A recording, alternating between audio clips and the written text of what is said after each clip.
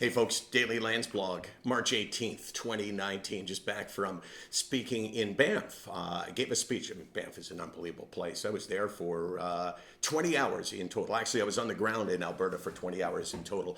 But even though it's like a ton of travel to get there and then get home, totally worth it. The experience of standing in front of a group of people and being able to impact their lives. As I said, to start my speech, I said, that outside of my role in my life and my responsibility and my job as a father, as a son, and as a husband, outside of that, the single most important thing that I can do is to get in front of an audience and share my own views, my own struggles on mental illness, because it does make a difference. I mean, what could be more important than that? And one of the things that came up in this talk, and I've subsequently been tweeting about it, is the misconception that depression is the same as sadness.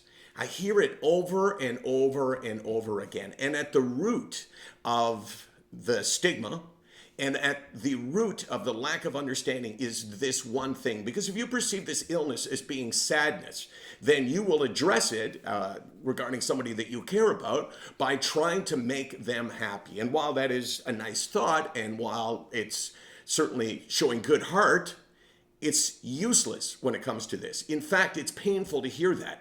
We need to learn what this is. It's not acceptable that still in 2019, as a society, we don't understand that depression and sadness are two different things, that it is possible to be sad but not depressed. And you can be depressed and not sad. I seldom get sad. Sadness is. This is how you differentiate between sadness and depression. When you're depressed, something nice isn't going to change your depression. You may say, oh, that's great. You may know that's great, but you won't feel that's great.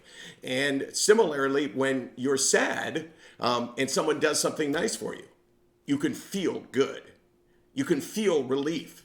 You can still feel joy. No matter how sad you are, if you're not sick, you can at least momentarily come out of it. That's the difference between sadness and depression. SickNotWeak.com.